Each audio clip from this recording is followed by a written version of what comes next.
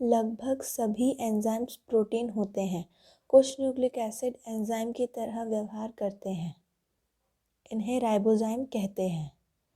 किसी भी एंजाइम को लाइन डायग्राम द्वारा चित्रित कर सकते हैं। एक एंजाइम में भी प्रोटीन की तरह प्राइमरी स्ट्रक्चर मिलता है, जो अमीनो एसिड चेन या अमीनो एसिड सीक्वेंस से बना होता है। प्रोटीन की तरह एंजाइम में भी सेकेंडरी और टर्शियरी स्ट्रक्चर मिलती हैं। जब आप टर्शियरी स्ट्रक्चर फिगर 9.4b को देखेंगे तो ध्यान देंगे कि प्रोटीन चेन का बैकबोन अपने ऊपर क्रिस क्रॉस इटसेल्फ यानी खुद के ऊपर ही क्रिस क्रॉस यानी गुड़ी मुड़ी कहते हैं ना, वो होता है, और चेन खुद को क्रिस क्रॉस कर लेती है और इससे बहुत सी दरार यानी क्रेवाइसेस और पॉकेट्स यानी थैलियाँ बन जाती हैं। इस प्रकार की क्रेवाइसेस या पॉकेट्स एक्टिव साइट कहते हैं। इस प्रकार की क्रेवाइसेस या पॉकेट्स को एक्टिव साइट्स कहते हैं। एंजाइम्स का एक्टिव साइट वह क्रेवाइस या पॉकेट है जिसमें सबस्ट्रेट आकर फिट होते हैं। इस प्रकार एंजाइम एक्टिव साइट द्वारा रिएक्शन को हाई रेट से कैटेलाइज करते हैं। एंजाइम कैटलिस्ट इनऑर्गेनिक कैटलिस्ट से कई प्रकार से डिफरेंट होते हैं, लेकिन इनमें एक बहुत बड़े डिफरेंस को जानना ज़रूरी है। इनऑर्गेनिक कैटलिस्ट हाई टेम्परेचर और प्रेशर पर इफ़ेक्टिवली काम करते हैं। एंजाइम्स मॉलिक्यूल्स हाई टेम्परेचर यानी अबव 40 डिग्री सेल्सियस पर डैमेज हो जाते हैं।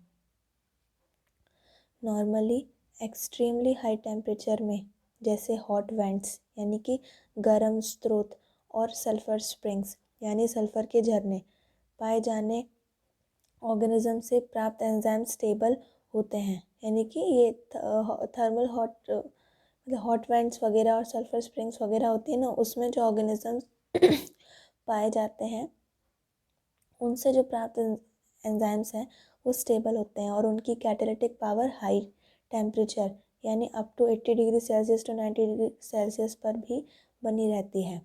इसलिए थर्मल स्टेबिलिटी एक इम्पॉर्टेंट क्वालिटी है ऐसे एंजाइम्स की जो कि थर्मोफिलिक ऑर्गेनिज्म में से आइसोलेट किए जाते हैं।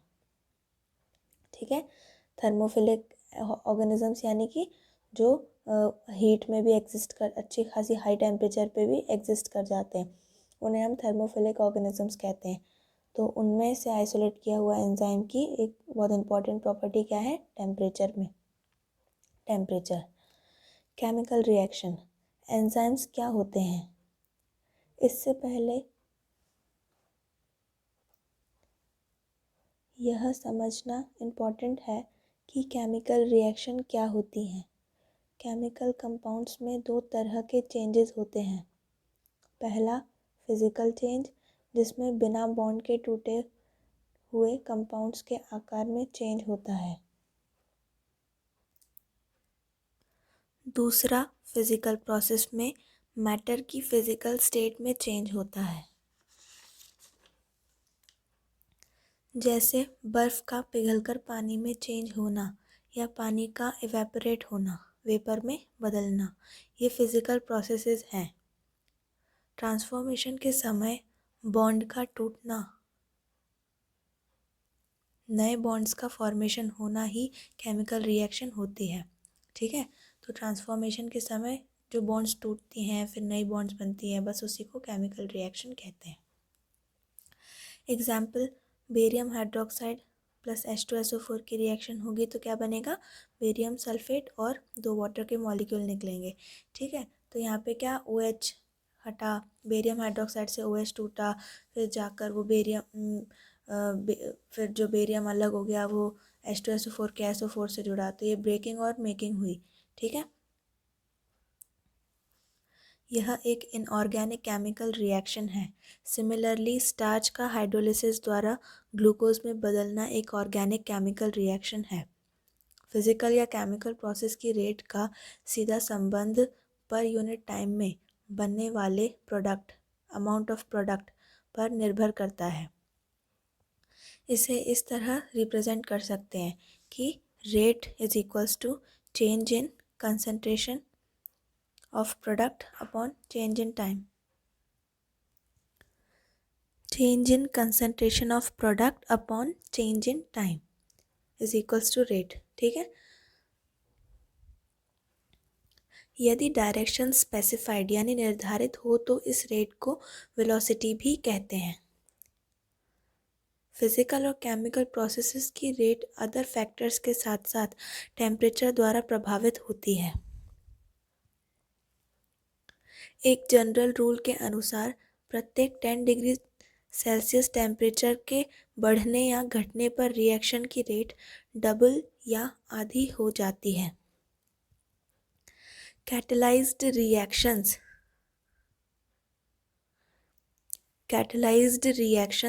अनकैटलाइज्ड रिएक्शन की तुलना में वास्टली हायर रेट से प्रोसीड करती हैं। यानी जिस रिएक्शन में कैटलिस्ट यूज़ हो रहे हो उस रिएक्शन की रेट अच्छी खासी तेज़ होती है देन उस रिएक्शन से जिसमें कैटलिस्ट का यूज़ नहीं हो रहा। जब किसी एंजाइम द्वारा कैटलाइज्ड रिएक्शन की रेट बिना कैटलिस्ट के संपन्न होने वाली रिएक्शन से बहुत ज़्यादा होती है।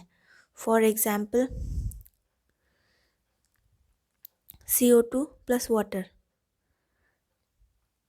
की रिएक्शन हो रही है कार्बोनिक एनहाइड्रेस की प्रेजेंट में, तो क्या बन रहा है कार्बोनिक एसिड H2CO3। ये रिएक्शन रिवर्सिबल है।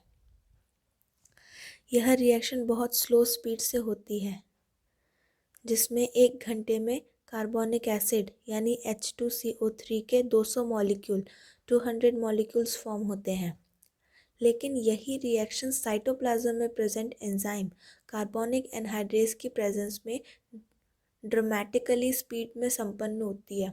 यानी कि मतलब जैसे कोई चमत्कार हो गया हो, ठीक है, जिसके कार्बोनिक एसिड के 6 लाख मॉलिक्यूल्स पर सेकंड बनते हैं। ठीक है, 6 लाख मॉलिक्यूल्स पर सेकंड बनते हैं। कहाँ 200 बन रहे थे 1 घंटे में और कहाँ एकदम से 6 लाख मॉलिक्यूल्स बनने लग गए पर सेकंड। एंजाइम ने इस रिएक्शन की रेट को 10 मिलियन टाइम्स बढ़ा दिया। एंजाइम की यह पावर वास्तव में अविश्वसनीय लगती है, मतलब इनक्रेडिबल है। हजारों प्रकार के एंजाइम्स होते हैं जो कि विशेष प्रकार की केमिकल या मेटाबॉलिक रिएक्शन को कैटेलाइज करते हैं। मल्टी स्टेप केमिकल रिएक्शन में जहां प्रत्येक स्टेप एक ही कॉम्प्लेक्स एंजाइम या डिफरेंट एंजाइम्स से कैटेलाइज होती है तो इन्हें मेटाबॉलिक पाथवे कहते हैं। फॉर एग्जाम्पल ग्लूकोज से 2 पायरुविक एसिड बनते हैं। ठीक है, ग्लूकोज क्या है C6H12O6, उससे ऑक्सीजन की रिएक्शन होगी, वो ऑक्सीडाइज हो जाएगा। ट्वाइस मॉलिक्यूल ऑफ C3H4O3 यानी pyruvic acid, 2 molecule pyruvic acid के बन गए प्लस 2 वाटर मॉलिक्यूल्स निकल गए। ग्लूकोज से पायरुविक एसिड का बनना एक मेटाबॉलिक पाथवे द्वारा होता है जिसमें 10 डिफरेंट एंजाइम्स मेटाबॉलिक रिएक्शन को कैटेलाइज करते हैं। आप चैप्टर 14 में गिवन रिएक्शन के बारे में स्टडी करेंगे। इस स्टेज में आपको जान लेना चाहिए कि एक मेटाबॉलिक पाथवे 1 या 2 एडिशनल रिएक्शन द्वारा वैरायटी यानी कि विभिन्न टाइप के मेटाबॉलिक एंड प्रोडक्ट्स बनाते हैं। वैरायटी ऑफ मेटाबॉलिक प्रोडक्ट्स बनाते हैं, एंड प्रोडक्ट्स बनाते हैं। हमारी स्केलेटल मसल में एनारोबिक कंडीशन में लैक्टिक एसिड का फॉर्मेशन होता है जबकि एरोबिक कंडीशन में पायरुविक एसिड का फॉर्मेशन होता है। ईस्ट में फर्मेंटेशन के दौरान सेम पाथवे द्वारा इथेनॉल यानी अल्कोहल का प्रोडक्शन होता है। डिफरेंट कंडीशन डिफरेंट प्रोडक्ट का प्रोडक्शन पॉसिबल है, यानी डिफरेंट कंडीशंस में डिफरेंट प्रोडक्ट्स का फॉर्मेशन प्रोडक्शन पॉसिबल है। How do enzymes bring about such high rates of chemical convergence, यानी कि इतना हाई रेट कैसे क्या करते हैं ऐसा एंजाइम या कैसे करते हैं जिससे इतनी ज़्यादा रेट बढ़ जाती है रिएक्शंस की। इसे समझने के लिए एंजाइम के बारे में थोड़ा और पढ़ना पड़ेगा। एक्टिव साइट के बारे में हम पहले ही पढ़ चुके हैं। केमिकल या मेटाबॉलिक कन्वर्जन एक रिएक्शन होती है जो केमिकल प्रोडक्ट में कन्वर्ट होता है, उसे सबस्ट्रेट कहते हैं। एंजाइम जो एक एक्टिव साइट सहित एक 3D स्ट्रक्चर का प्रोटीन है जो एक सबस्ट्रेट एस को प्रोडक्ट में बदलता है। सिंबॉलिकली यानी कि सांकेतिक रूप में इसे इस तरह डिपिक्ट यानी चित्रित किया जाता है, यानी कि एस एरो और पी यानी कि सबस्ट्रेट से प्रोडक्ट का बनना। सबस्ट्रेट एस एंजाइम के एक्टिव साइट जो क्लेफ्ट दरार या पॉकेट के फॉर्म में होता है से जुड़ा जाता है, यानी कि सबस्ट्रेट जो है वो एंजाइम के एक्टिव साइट से जुड़ता है, बाइंड होता है। सबस्ट्रेट एक्टिव साइट की ओर जाते हैं। सबस्ट्रेट एक्टिव साइट की ओर जाते हैं। इस प्रकार आवश्यक एंजाइम सबस्ट्रेट कॉम्प्लेक्स का ऑब्लिगेटरी यानी अविकल्पनीय फॉर्मेशन होता है। Enzyme substrate complex ES complex का फॉर्मेशन होता है। E एंजाइम को रिप्रेजेंट करता है। इस कॉम्प्लेक्स का फॉर्मेशन एक ट्रांसेंट यानी कि अस्थायी फिनोमेना यानी घटना, इस कॉम्प्लेक्स का फॉर्मेशन एक अस्थायी घटना है। सबस्ट्रेट एंजाइम के एक्टिव साइट से जुड़ने की अवस्था में सबस्ट्रेट की नई स्ट्रक्चर का निर्माण होता है। इसे ट्रांजिशन स्ट्रक्चर कहते हैं। इसके बाद जल्दी ही एक्सपेक्टेड बॉन्ड ब्रेकिंग और मेकिंग के बाद एक्टिव साइट से प्रोडक्ट रिलीज हो जाता है, यानी अलग हो जाता है। दूसरे शब्दों में सबस्ट्रेट का स्ट्रक्चर प्रोडक्ट की स्ट्रक्चर में ट्रांसफॉर्म हो जाता है। ट्रांसफॉर्मेशन का यह पथ यानी कि path so called transition state structure के द्वारा होता है। स्टेबल सबस्ट्रेट और प्रोडक्ट के बीच में बहुत सारी ऑल्टर्ड स्ट्रक्चरल स्टेट्स हो सकती हैं। इस स्टेटमेंट का इम्प्लिक्ट यानी आशय है कि बनने वाली सभी इंटरमीडिएट स्ट्रक्चरल स्टेट अनस्टेबल होती हैं। स्टेबिलिटी का रिलेशन मॉलिक्यूल की एनर्जी, स्टेटस और स्ट्रक्चर से जुड़ा होता है। यदि इसे पिक्टोरियली प्रदर्शित किया जाए तो फिगर 9.6 देखो। फिगर 9.6 देखने के लिए कहा है, ये है figure 9.6। Y axis potential energy को रिप्रेजेंट करता है। तो देखो ये जो वाई एक्सिस है, इसमें जहाँ पे पोटेंशियल एनर्जी लिखा है वो वाई एक्सिस जो है वो पोटेंशियल एनर्जी को रिप्रेजेंट करता है, और एक्स एक्सिस स्ट्रक्चरल ट्रांसफॉर्मेशन की या वह स्टेट जिसका निर्माण ट्रांजिशन स्टेट द्वारा होता है की प्रोग्रेशन को व्यक्त करता है। यानी एक्स एक्सिस जो है वो स्ट्रक्चरल ट्रांसफॉर्मेशन या फिर ट्रांजिशन स्टेट को रिप्रेजेंट करता है, उसकी प्रोग्रेशन को रिप्रेजेंट करता है। दो चीज़ें ध्यान देने योग्य हैं। सबस्ट्रेट एस और प्रोडक्ट पी के बीच एनर्जी लेवल में डिफरेंस यदि प्रोडक्ट सबस्ट्रेट से नीचे लेवल का है तो रिएक्शन एक्सोथर्मिक रिएक्शन है। इस अवस्था में प्रोडक्ट फॉर्मेशन के लिए एनर्जी सप्लाइड यानी कि हीटिंग की ज़रूरत नहीं होती। फिर भी यह एक्सोथर्मिक या स्पॉन्टेनियस रिएक्शन हो या एंडोथर्मिक रिएक्शन हो या एनर्जी रिक्वायरिंग रिएक्शन, सबस्ट्रेट को हायर एनर्जी स्टेट या ट्रांजिशन स्टेट से होकर गुजरना ही पड़ता है। सबस्ट्रेट और ट्रांजिशन स्टेट के बीच एवरेज एनर्जी के डिफरेंस को एक्टिवेशन एनर्जी कहते हैं। ठीक है, इसमें देखो जो जहाँ पे सबस्ट्रेट लिखा है और जहाँ पे प्रोडक्ट लिखा है, ठीक है, तो प्रोडक्ट कहाँ है, सबस्ट्रेट से नीचे है, यानी कि प्रोडक्ट में कम पोटेंशियल एनर्जी है और सबस्ट्रेट में ज़्यादा है। तो सबस्ट्रेट में एनर्जी ज़्यादा है तो बस रिएक्शन के समय सबस्ट्रेट अपनी एनर्जी रिलीज़ कर देगा ताकि वो प्रोडक्ट जितनी एनर्जी पे आ पाए या फिर प्रोडक्ट में कन्वर्ट हो पाए। ठीक है, इसलिए इसमें हीट की ज़रूरत बिल्कुल नहीं होती। और क्योंकि सबस्ट्रेट को प्रोडक्ट की एनर्जी लेवल तक आने के लिए एनर्जी को अपने से बाहर निकालना होगा, रिलीज़ करना होगा, इसलिए ये रिएक्शन क्या है, एक्सोथर्मिक रिएक्शन है। या फिर ठीक है, ट्रांजिशन स्टेट जहाँ पर लिखा है, देखो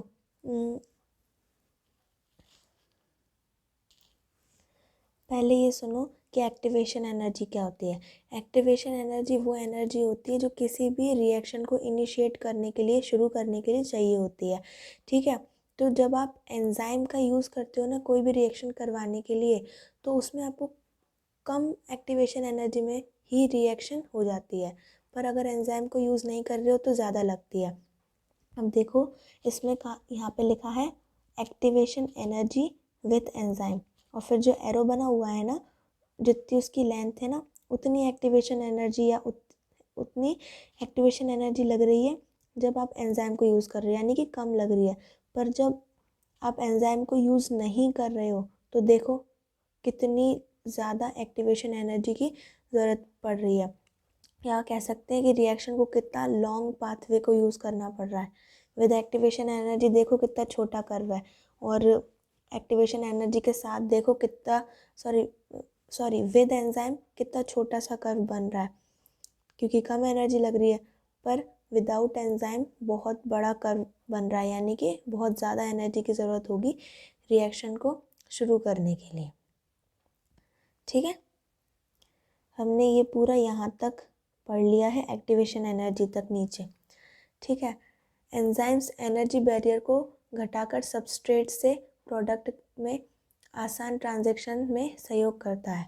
ठीक है, तो एंजाइम क्या करता है कि वो एनर्जी बैरियर जो है, यानी एनर्जी बैरियर यानी वो एनर्जी जिस उतनी एनर्जी के बिना वो रिएक्शन ख़त्म हो ही नहीं सकती, पूरी कंप्लीट नहीं हो सकती, रिएक्टेंट प्रोडक्ट्स में कन्वर्ट नहीं हो सकते।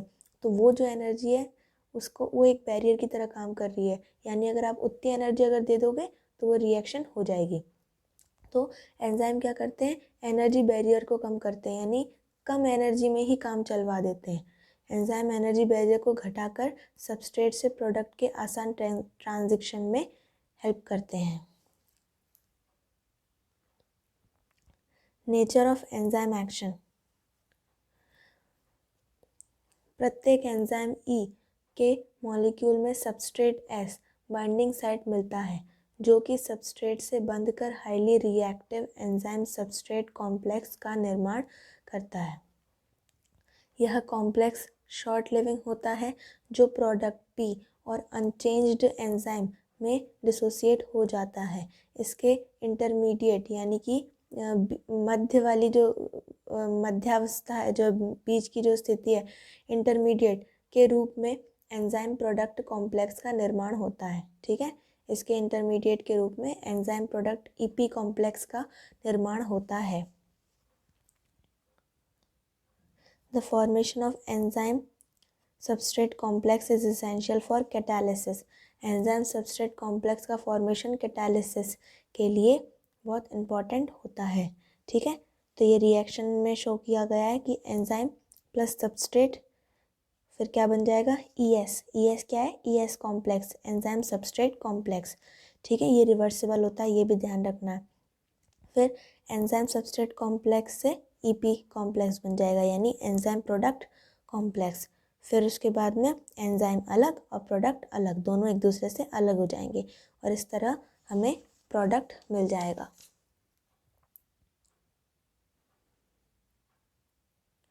एंजाइम एक्शन के कैटालिटिक साइकिल को गिवन स्टेप में डिस्क्राइब किया जा सकता है। सबसे पहले सबस्ट्रेट एक्टिव साइट में फिट होकर एंजाइम के एक्टिव साइट से बाइंड यानी बंध जाता है। फिर दूसरा स्टेप, बाइंडेड या बंधने वाला सबस्ट्रेट एंजाइम के शेप यानी आकार में इस प्रकार से चेंजेस या ऑल्ट्रेशन लाता है कि सबस्ट्रेट एंजाइम से मजबूती से बंध जाता है, यानी अच्छे से बाइंड हो जाता है, टाइटली फिट हो जाता है। फिर थर्ड स्टेप, एंजाइम का एक्टिव साइट अब सबस्ट्रेट के काफ़ी पास होता है, यानी क्लोज प्रॉक्सिमिटी में होता है। एज अ रिजल्ट सबस्ट्रेट के केमिकल बॉन्ड्स ब्रेक यानी टूट जाते हैं और नए एंजाइम प्रोडक्ट कॉम्प्लेक्स का फॉर्मेशन होता है। फिर चौथा स्टेप एंजाइम प्रोडक्ट को रिलीज़ करता है और एंजाइम फ्री होकर सबस्ट्रेट के दूसरे मॉलिक्यूल से बाइंडिंग के लिए तैयार हो जाता है। इस प्रकार फिर से कैटालिटिक साइकिल शुरू हो जाती है। Factors affecting enzyme activity. जो फैक्टर्स प्रोटीन की टर्शरी स्ट्रक्चर को चेंज करते हैं वे एंजाइम की एक्टिविटी को भी प्रभावित यानी अफेक्ट करते हैं, जैसे temperature, pH, change in substrate concentration या किसी स्पेसिफिक केमिकल का एंजाइम से बाइंडिंग उसकी एक्टिविटी को रेगुलेट करता है। Temperature and pH. Enzyme generally temperature और पीएच के नैरो रेंज में काम करते हैं, यानी कि छोटी सी रेंज में। प्रत्येक एंजाइम की हाईएस्ट एक्टिविटी एक पर्टिकुलर यानी विशेष टेम्परेचर और पीएच पर ही होती है, जिसे ऑप्टिमम टेम्परेचर और पीएच कहते हैं। ऑप्टिमम टेम्परेचर और ऑप्टिमम पीएच। इस ऑप्टिमम वैल्यू के ऊपर या नीचे होने से एक्टिविटी घट जाती है एंजाइम की। लो टेम्परेचर एंजाइम को टेम्परेरीली इनएक्टिव स्टेट में प्रिजर्व यानी सुरक्षित रखता है, जबकि हाई टेम्परेचर एंजाइम की एक्टिविटी को डिस्ट्रॉय कर देता है, क्योंकि हाई टेम्परेचर एंजाइम के प्रोटीन को डीनेचर कर देता है।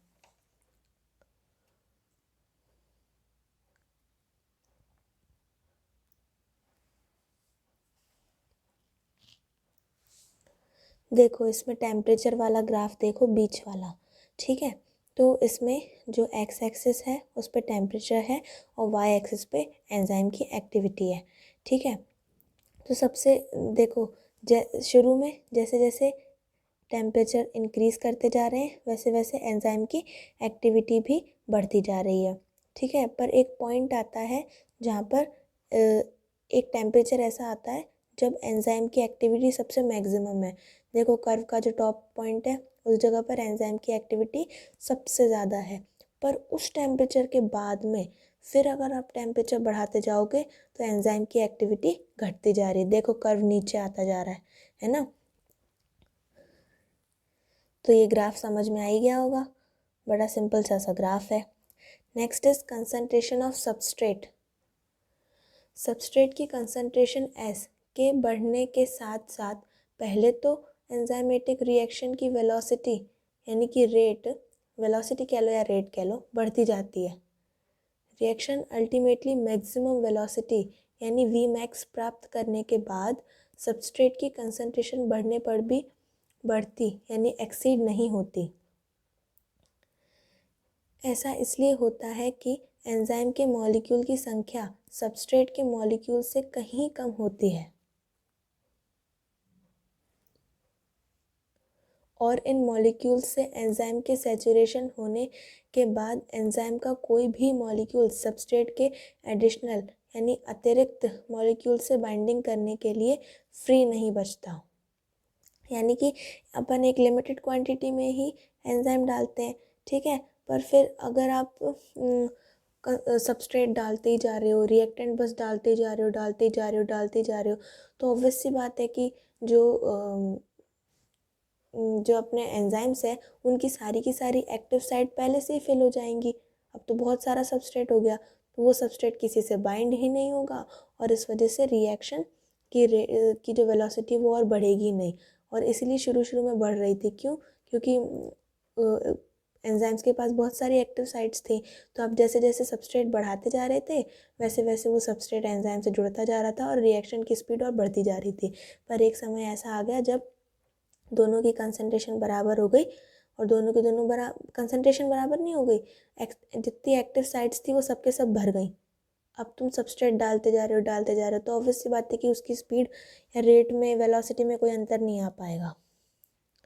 Starts when the inhibitor closely resembles the substrate in its molecular structure and inhibits the activity of the enzyme it is known as competitive inhibitor, यानी कि जब इनहिबिटर का जो मॉलिक्यूलर स्ट्रक्चर है वो लगभग सबस्ट्रेट जैसा होता है और जब वो एंजाइम की एक्टिविटी को इनहिबिट करता है यानी रोकता है तो उसे हम क्या कहते हैं, कॉम्पिटिटिव इनहिबिटर।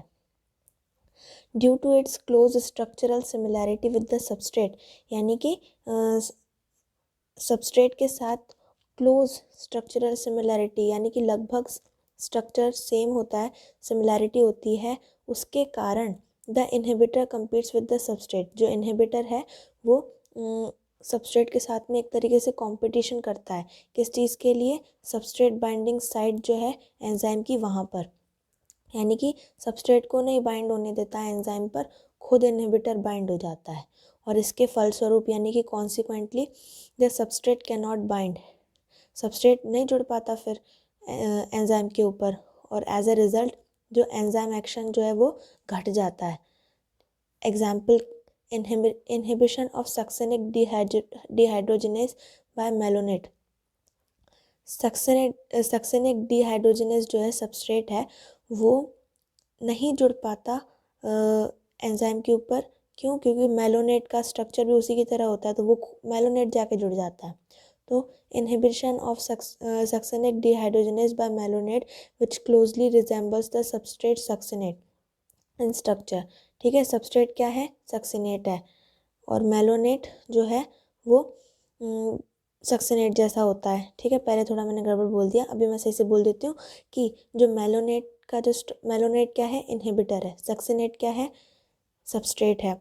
ठीक है, तो दोनों का स्ट्रक्चर सिमिलर है, इस वजह से जो एंजाइम सक्सेनिक डिहाइड्रोजिनेज है उसके ऊपर सबस्ट्रेट सक्सेनेट जुड़ने की जगह मेलोनेट वहाँ जाके जुड़ जाता है जो कि एक इनहिबिटर है और इस वजह से ही यहाँ पे एंजाइम की एक्टिविटी घट जाती है। ऐसा competitive such competitive inhibitors are often used in the control of bacterial pathogens. ऐसे कॉम्पिटिटिव इनहिबिटर्स को बैक्टीरियल पैथोजेंस की कंट्रोल के लिए भी यूज़ किया जाता है। Classification and nomenclature of enzymes. हज़ारों एंजाइम्स की खोज यानी डिस्कवरी, आइसोलेशन यानी उनको अलग करना और स्टडी की जा चुकी है। एंजाइम्स द्वारा डिफरेंट रिएक्शंस के कैटेलाइजेशन के आधार पर इन्हें डिफरेंट ग्रुप्स में क्लासिफाई किया गया है। एंजाइम्स को 6 क्लासेस और हर एक क्लास को 4 से 13 सब क्लास में डिवाइड किया गया है, जिनकी नेमिंग 4 डिजिट नंबर पर बेस्ड होती है, 4 डिजिट नंबर पर बेस्ड होती है। सबसे पहला है ऑक्सीडो रिडक्टेस स्लैश डिहाइड्रोजिनेस, यानी कि ऑक्सीडो रिडक्टेस बोल दो या फिर डिहाइड्रोजिनेस बोल दो। एंजाइम जो दो सबस्ट्रेट एस और एस डैश के बीच में ऑक्सीडो रिडक्शन को कैटेलाइज करते हैं, जैसे S reduced plus S dash oxidised gives S oxidised plus S dash reduced, यानी कि वही ये एक ऑक्सीडो रिडक्शन रिएक्शन है। ठीक है, इसमें ऑक्सीडेशन और रिडक्शन दोनों साथ में हो रहा है। ठीक है, next is transferase. Enzyme substrates के एक पेयर एस और एस डैश के बीच एक ग्रुप अदर देन हाइड्रोजन के ट्रांसफ़र को कैटेलाइज करते हैं, जैसे एस माइनस डी, यानी सबस्ट्रेट में से कोई भी एक ग्रुप निकला प्लस एस डैश, ये दूसरा सबस्ट्रेट है।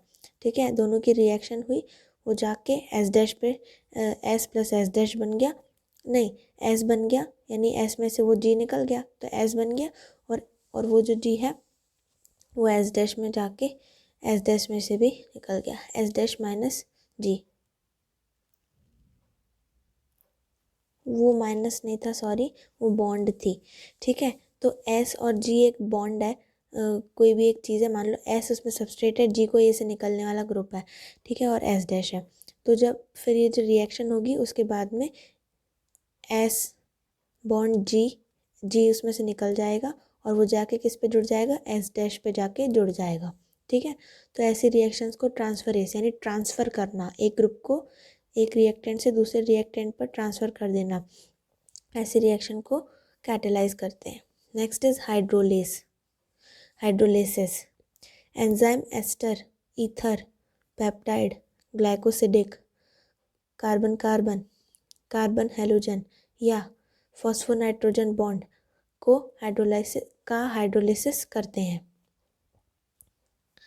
Next is लाइसेसिस। हाइड्रोलिसिस को छोड़कर यानी हाइड्रोलिसिस के अलावा मैकेनिज्म्स द्वारा एंजाइम सबस्ट्रेट से ग्रुप्स के अलग होने को कैटेलाइज करते हैं। As a result double bond का फॉर्मेशन होता है, निर्माण होता है। ठीक है, तो इसमें कुछ नहीं, रिएक्शन देखो, इसमें एक्स और वाई निकल जाएंगे और दोनों कार्बन की एक एक बॉन्ड खाली हो जाएगी, वो दोनों आपस में जुड़ जाएंगी, बस डबल बॉन्ड बन गई, कार्बन डबल बॉन्ड कार्बन बन गया और एक्स वाई करके एक कंपाउंड बन गया। ठीक है, नेक्स्ट इज आइसोमरेज। वे सभी एंजाइम जो ऑप्टिकल, ज्योमेट्रिक और पोजिशनल आइसोमर के इंटर कन्वर्जन को कैटेलाइज करते हैं। ठीक है, यानी इंटर आइसोमर्स तो पता है अलग अलग फॉर्म होते हैं एक ही मॉलिक्यूल के, है ना, इनका मॉलिक्यूलर फॉर्मूलाज वगैरह सेम होते हैं बट स्ट्रक्चर्स अलग अलग होते हैं, तो उनके कन्वर्जन को, इंटर कन्वर्जन को जो कैटेलाइज करते हैं ना, ऐसे रिएक्शन को, ऐसे कैटलिस्ट को या एंजाइम्स को हम आइसोमरेज कहते हैं। Next is ligases. एंजाइम दो कंपाउंड्स के आपस में लिंक यानी जुड़ने को कैटेलाइज करते हैं, जैसे एंजाइम्स जो carbon oxygen, carbon sulphur, carbon nitrogen, phosphorus oxygen etcetera bonds के जॉइनिंग यानी निर्माण के लिए कैटेलाइज करते हैं। Next is cofactor. एंजाइम्स एक या सेवरल यानी अनेक पॉलीपेप्टाइड चेन से मिलकर बना होता है, फिर भी कुछ स्थितियों में, केसेस में, नॉन प्रोटीन कॉन्स्टिट्यूएंट जिसे कोफैक्टर कहते हैं, एंजाइम से बॉन्ड होकर उसे कैटालिटिकली एक्टिव बनाते हैं। इन एग्जाम्पल्स में एंजाइम के केवल प्रोटीन पोर्शन को एपो एंजाइम कहते हैं। कोफैक्टर्स 3 टाइप के होते हैं, prosthetic group, coenzymes and metal ions. Prosthetic groups भी ऑर्गेनिक कंपाउंड्स और यह प्रोस्थेटिक ग्रुप्स भी ऑर्गेनिक कंपाउंड्स होते हैं और यह दूसरे कोफैक्टर्स से इस रूप में अलग होते हैं कि ये एपो एंजाइम्स से टाइटली बाउंड होते हैं। For example enzyme hydrogen peroxide और कैटालाइज जो H2O2 हाइड्रोजन परऑक्साइड को ऑक्सीजन और वाटर में ब्रेक डाउन करते हैं।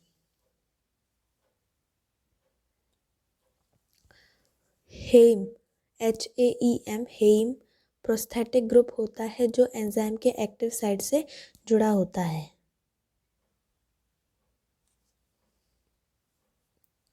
यह एंजाइम की ऑर्गेनिक कंपाउंड्स यह एंजाइम्स भी ऑर्गेनिक कंपाउंड्स होते हैं और इनका एसोसिएशन यानी संबंध एपो एंजाइम से ट्रांजेंट यानी कि अस्थायी होता है, जो यूजुअली कैटालिसिस के दौरान बनता है। कोफैक्टर्स डिफरेंट एंजाइम कैटेलाइज्ड में कोफैक्टर्स के फॉर्म में काम करते हैं।